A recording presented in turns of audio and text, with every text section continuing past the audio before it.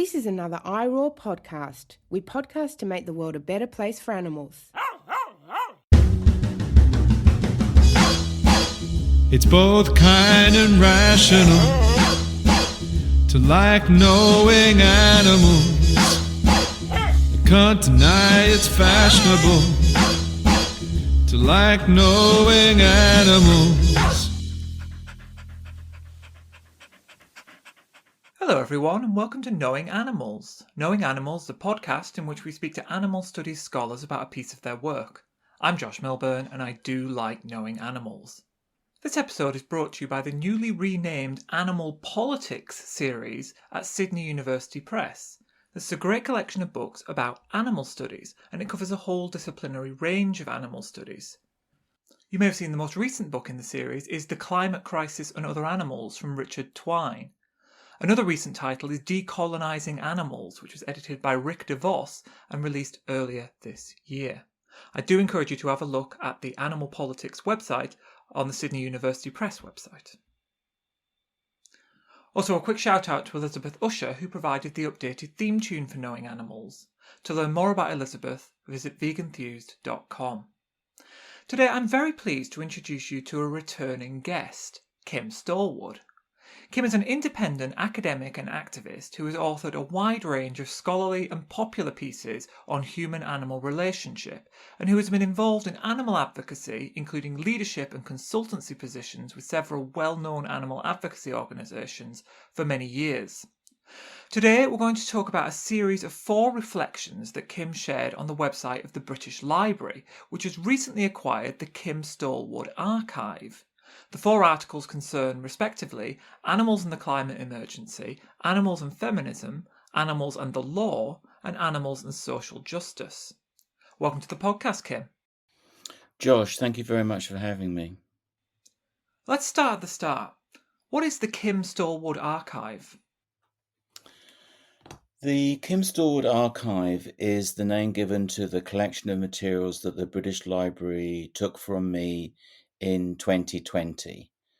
The archive began when I first became involved with animal rights, when I first became a vegan, which was in 1976. And that was also the year when I first started working for Compassion and Well Farming and then went on from one organisation to the next.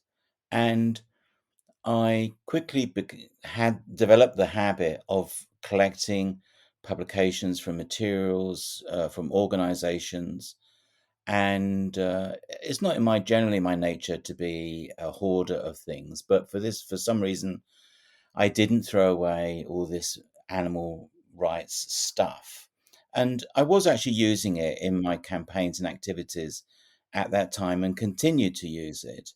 So it grew and grew, and when I went to work in America for 20 years, it grew there considerably. And when I moved back to live in England, we had to rent a shipping container to actually move a large part of all of the archive back.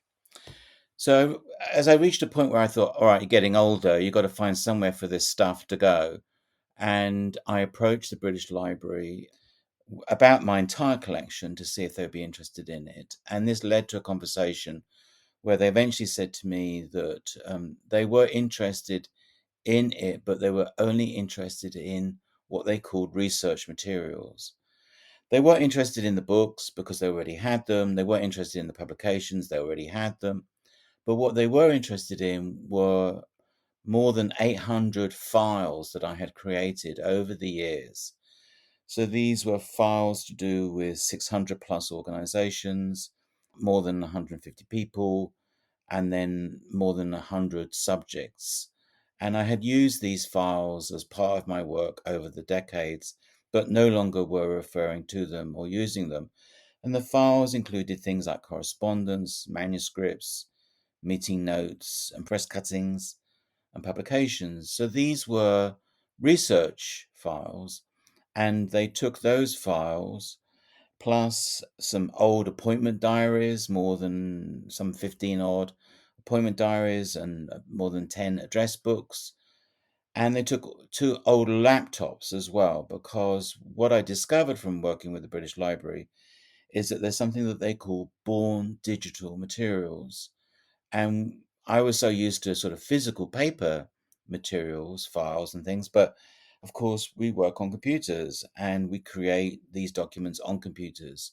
And this is what they're called born digital. So they took two old laptops to download the files and materials on that after they'd wiped off everything that wasn't relevant. So the Kim Stallwood Archive at the British Library is essentially this collection of research materials which has been catalogued. It's now available, and people are going into the library to use it. It complements the Richard Ryder Archive, and I was surprised to discover and pleased to discover that the library had already quite a lot of animal rights and animal welfare materials from over the centuries. But of course, my archive and Richard's is the first sort of real animal rights focused archives. They also did a oral history interview with me that is more than 10 hours of tapes. And is this sum total of material that is the Animal Rights, Kim Stallwood Animal Rights Archive at the British Library? Well, that's fascinating. You mentioned that people are already accessing this archive. What kinds of things are they doing with it? Do you know? I know one scholar from Australia and New Zealand has gone into London and has accessed materials to look at the history of the movement. So I think it's to do with the history, it's to research particular strands of activism that were going on to see how they originated and how they developed. So I think it's for a wide variety of reasons. I should also mention that some of the material in the archive is sensitive because it relates to people who are still alive. There's correspondence, for example. And these materials, I did place a 25-year embargo on them. Even I can't access them now that they're the property of the British Library. So we have to wait for 20 years, more than just under 25 years from now before people can look at those. But they do contain the intimate history of the movement. So I think it's to do with the development of the issue, development of the movement and its various forms of activism. That's how it's being used. You mentioned that the British Library is taking some of the materials, but some are also going abroad. Is that correct? Yes, everything that the British Library didn't take is going to a Swiss-based organization called Tierumrecht. So that's Tierrimrecht. And I discovered Tierumrecht because on their website it showed photographs and details about a library that they had created. Tierumrecht is a animal law firm that's a foundation. It's a firm of attorneys who research and write about animal law in Switzerland, but increasingly in other countries. And they had inherited a large collection of material in German from a deceased philosopher, as well as building up other materials. And even though I wanted to try and keep all of my material as one whole collection, because I had to accept that British Library would only take part of it, I checked out Turmrecht and they very kindly agreed to take everything else that I have. So they've already had something like 140 odd boxes of materials from me, which they are in the process of cataloging and building into their archive. And in my office here, I still have more than 2,000 books about animals, and those books will eventually go to Switzerland. But at the moment, I use them I'm keeping them here. So my materials have been divided into two locations, and I'm very excited with Tierumrecht. Their database of their library is going to be eventually incorporated into a Swiss national network of libraries. So their whole library body of material will be searchable from wherever in Switzerland. People can go to Zurich and to actually physically visit the library and see the materials there. I understand that the British Library Treasures Gallery had an exhibition earlier this year called From the Margins to the Mainstream: Animal Rights in Britain. Could you tell us about that? Yeah, this was a very exciting development, and it coincided with an exhibit that the library still has going on, which is basically a centuries long collection of representation of animals and nature in natural history. So this is books, manuscripts, artwork, film, recordings. And related to that, they decided to hold this animal rights exhibit in the Treasures Gallery. And part of the exhibit were materials taken from my archive, as well as Richard Ryder's, as well as what the library already had. So, for example, it had a book, one of the original publications of the Hogarth's Four Stages of Cruelty.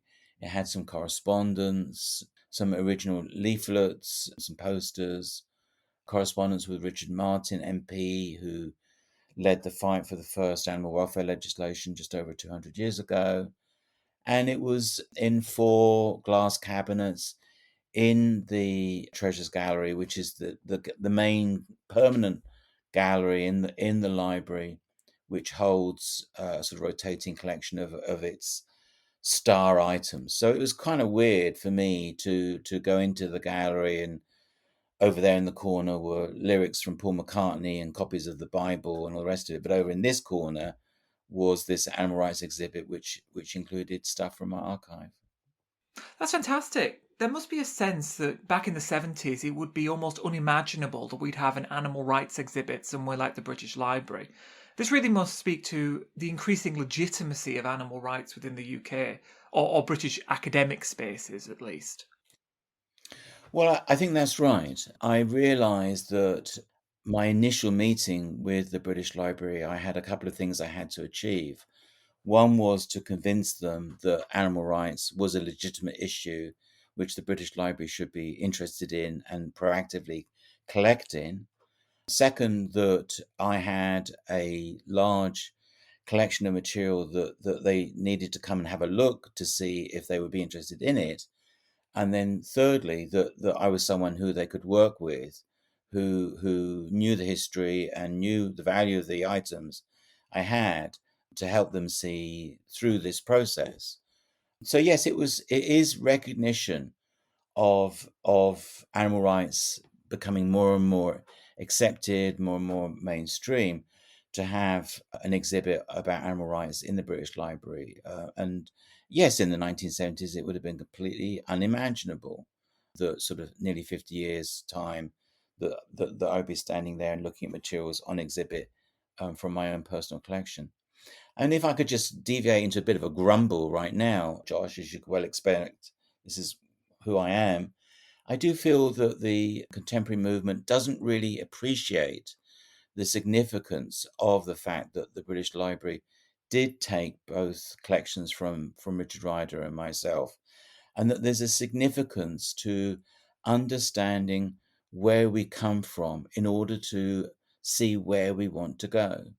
And I know that I've been as guilty of this in the past when I ran organizations, that you're so wrapped up in the immediate and in the hurly-burly of the campaigns and issues that you're working on, that you don't have the luxury of time to step back and think, okay, well, where did we come from and where are we going? And I think the animal rights movement suffers, frankly, as a result from not really understanding its history and not really fully grasping a vision as to where its future should be.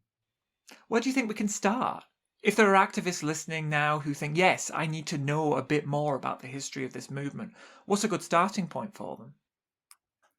Well, the universe that you occupy, the animal studies in the social sciences and humanities, there is some great scholarship there that tells us about the history of the movement and interprets it and understands and represents our relationship with animals. Because part of being animal rights is not only sort of telling people that what they're doing is naughty, stop it, but we've also got to sort of argue and make cases to help us understand why we have such a confused and contradictory relationship with animals, and what are the cultural representation of animals, and how can we break them down and reassemble them so that they are more respectful towards animals and not exploitative.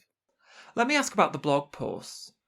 What's nice about them is that they're picking out books that you recommend in the British Library's collection on 4 themes, and those themes are animals and the climate emergency, animals and feminism, animals and the law, and then animals and social justice. Why did you choose those themes in particular?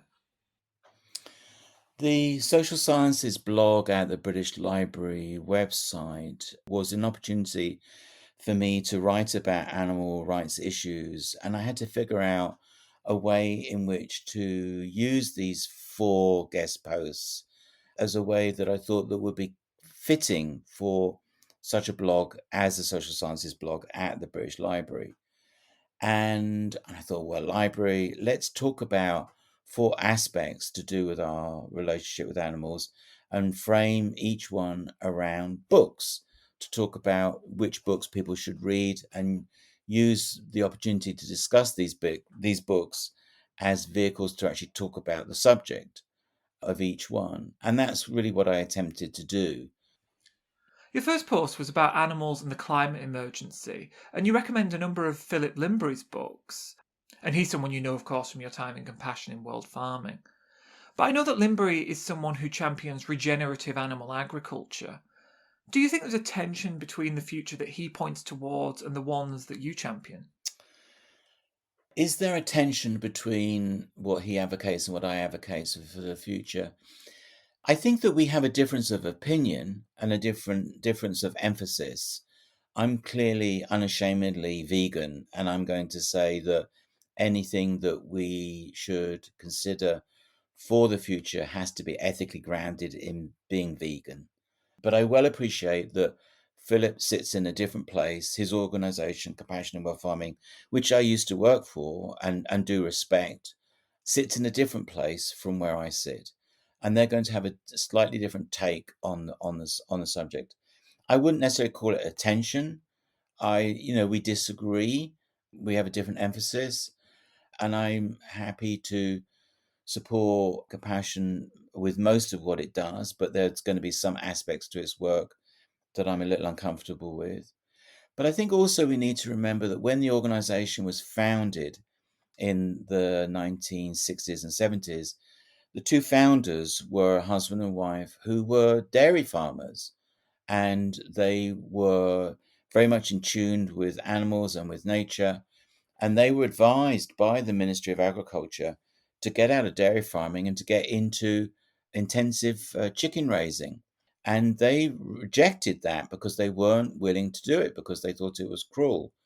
And that led them into forming Compassion in World Farming and situating the issue of raising animals for food within a larger progressive agenda of world hunger. And then they were pioneers in finding a company that made available plant protein. And in the 70s and 80s, activists like myself lived off one of the products that they sold called sauce mix, which was a vegan dried packet mix that you mixed up with water and formed into patties and fried and made sausage rolls with. So they were pioneers, they were visionaries, and they were vegetarians. They were sympathetic to veganism, but they also thought strategically that they would have more to potentially accomplish if they had a wider remit than just an exclusively vegan one. Many of the books that you identified in your posts on animals and feminism, including Carol Adams' work, will be very familiar to many listeners of this podcast. But I was interested in your discussion of animals and the law because you were naming some books that might not be as familiar. Could you introduce us to some of those? In my post about animals and law, the book that I focused on most is the brand new book called Animal Rights Law by Raphael Fassel and Sean Butler, who are the founders of the Centre for Animal Rights Law at Cambridge. And I read through this book, and I'm not a lawyer, I'm not an academic, but I found it very readable, very clear, and very helpful, and quite progressive. And I would really recommend this book to, shall we say, thinking activists, because I think that this will really help activists to sort of understand the history of law as it relates to animals and what the contemporary issues are as they now are as they are for animals.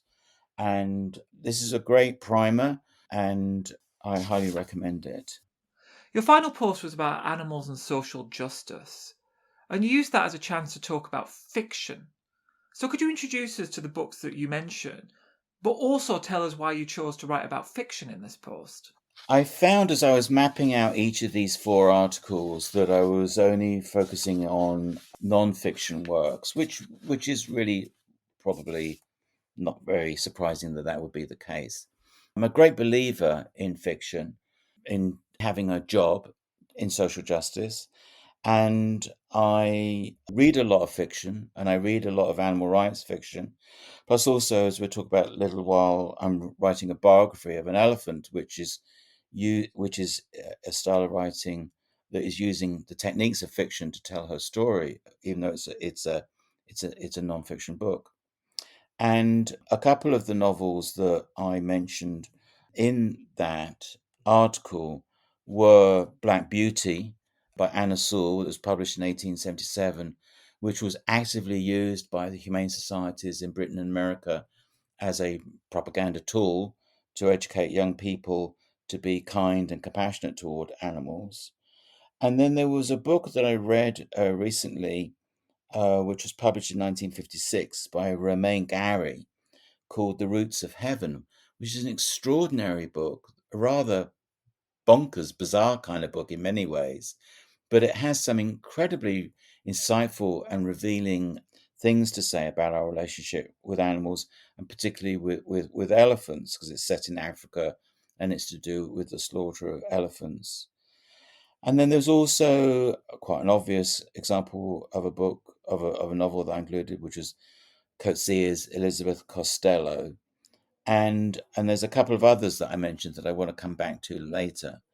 But I'm a great believer in fiction and the creative arts as vehicles to be able to tell the story about animals and what our relationship is with them, and envision how our relationship with them should be. Now, Kim, you've appeared on Knowing Animals several times before, so we're going to move on now to our 4 quick questions, which are different from our usual 5 quick questions. I appreciate that you're someone who sits at the intersection of academia and activism, and so you might not see yourself as an academic in some ways, and consequently I invite you to interpret these questions as you see fit. My first question, though, is what has been the most satisfying or rewarding aspect of conducting animal studies research? For me, it's been preserving the history of the movement. So much of the movement's history has been lost. I've heard horror stories of the historic files of organizations being lost to fires, to being thrown away, to be not being valued at all. And I think it's a great tragedy that these materials have been lost. But I hope I've been able to help preserve as much as I've been able to preserve, and people like Richard Ryder as well, and others. I know I'm aware of a couple of private individuals who are also busily collecting materials, and I hope one day those materials will go into a central place so they can be made available. I'm also aware of a private collector who's collecting the tools and implements that are used to control animals, and especially in farming. And I recently saw a collection of them, physically saw them out on a table, and it's really quite alarming and disgusting. It's like a torture equipment. So we need to sort of collect all these sorts of things, because hopefully in years to come they will be looked back at with quite horror and disgust, and we need to make sure that they are preserved so that they are used as a lesson to people.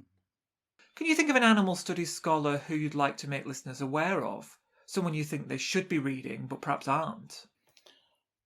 I do want to mention not 2 scholars, but 2 authors. One is R.K. Narayan, Naryayan, who was an Indian author who wrote about a fictional village called Malgudi. And there's one of his series of books is called A Tiger for Malgudi. And again, this goes back to my interest in animal biography at the moment and the use of fiction to tell the story of animals. So this is a absolutely wonderful novel that I highly recommend. And it's written in the voice of two characters. One is a tiger, and one is a holy man who rescues this tiger. And as you read the narrative arc, as it takes you through the story, it jumps from the person's point of view and the tiger's point of view. So each is talking to you as the reader. And it's an absolutely fantastic story, a very moving story with a very large, unbeknownst to itself, I think, animal rights message behind it. And then the other one is going to be Olga Tokarczuk and her novel Drive Your Plough Over the Bones of the Dead, which I mentioned in the guest post for the British Library. I've read this novel 3 times now, and I keep discovering new things about it. It is an absolutely fantastic story of an older woman who lives in a remote part of the Polish countryside, and there's a bit of a murder mystery. It's a bit of a propaganda about our treatment of animals, but it's just a fantastic read. I just really enjoy it and keep discovering new insights into our relationship with animals as I read through it. Lastly, I really just want to make a mention of Siobhan O'Sullivan. It is such a tragedy as to what's happened to her. And I want to, reflect upon the fact that her book, Animals, Equality and Democracy, was an important pioneering book in the political term for animals as we now understand it. And it is such a loss for everyone that she's no longer with us. I think this is a question I've asked you before, but are you optimistic about the future of human, non-human animal relationships? Yes and no.